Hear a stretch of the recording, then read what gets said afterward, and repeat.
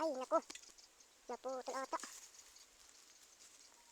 Sayang hindi natin nakita yun. Good morning mga kasipag. So, andito po tayo sa ating nilagay na pain kung saan mahuli tayo ng bayawak. Yung ginawan ko ng video nung nakarang araw. So, punta na natin yung ating spot na pinaglagyan ng pain. Mga pang-apat na araw na ngayon. Simula nung maglagay tayo ng pain, nakadala ko lang sa dinalaw. Tingnan natin ulit. Malapit na po tayo mga kasipag. Saan makahuli tayo? Ayan mga kasipag. Naku po.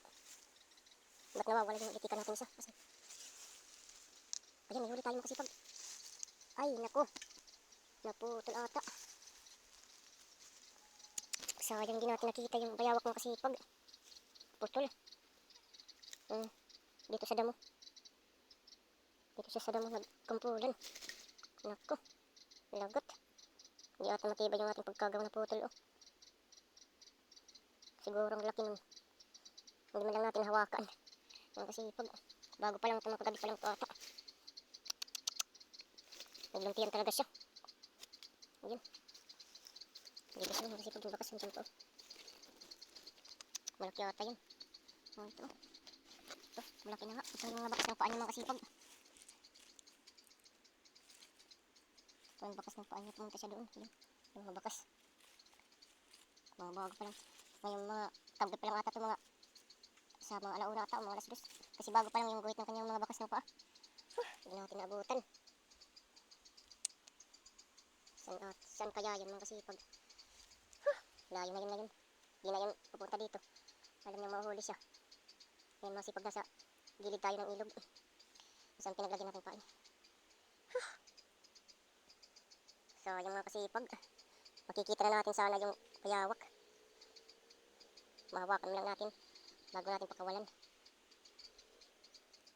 Naku. Ito yung bakas Parang ingat-ingat ng aso.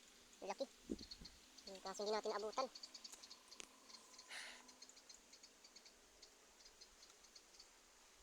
Sayang. Naputol. Ilagay ulit natin mga kasipag. Baka bumalik pa yun. Sayang. Hindi natin siya mahawakan.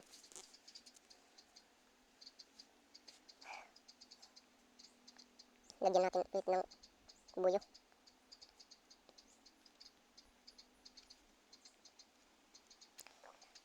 Maganda yung pagkagawa ko ng buyo. Pero gawa pa rin yung takasan yung ginawa natin buyo. Ito. Sana bumalik yung mga kasipag. Ito. Mali. May sipag ko yung kumakapit ng tagahawak ng ating silpon. Ganito lang kaliit yung ating lubid. Natangay na ng bayawak yung hindi masyado kalahati. Mga 2 dangkal. Mga ganyang kahaba. Yung natangay. Ayan. Balik lang natin baka bumalik pa siya ulit. Kasi pag mahawakan na sana natin yung bayawak bago natin pakawalan. Kasi bawal yun manghuli. Tsaka bawal din kainin. Hindi naman ako kumakain ng bayawak. Gusto ko lang maggawa ng trap. Excited kasi ako makahuli ng bayawak. First time ko gumawa nito. Sa YouTube ko lang nalaman na pwede pala ito makahuli ng bayawak. Ay sorry mga kasipag. Kasi wala tayong taga-video. Balik natin ulit. Kaya mga kasipag. Babalik ko lang. Ayun nga mga kasipag. Hindi natin nahuli yung bayawak. Hindi natin nahawakan man lang. Sayang. Pawis na pawis pa naman ako. Layo ng nilakad ko. Makawala lang yung bayawak. Ngayon, malaki-laki na yun siguro.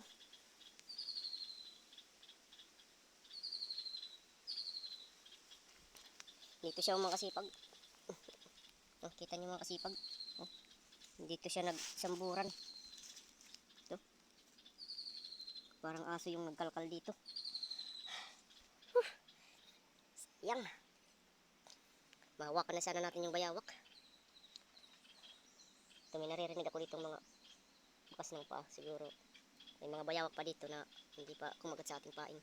Kaya yung, kahit maliit na lang yung lubid niya, binalik ko pa rin baka sa susunod mahuli natin at hindi makaputol ng tali. Naputol kasi yung tali nilagay natin. Ninat-ngat ata. So yun nga mga kasipag, hindi natin nahuli yung bayawak. Sa susunod na video baka mabuli na natin yun.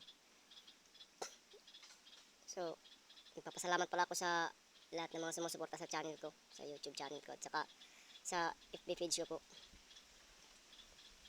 Maraming salamat po sa inyong lahat sa mga sumuporta po.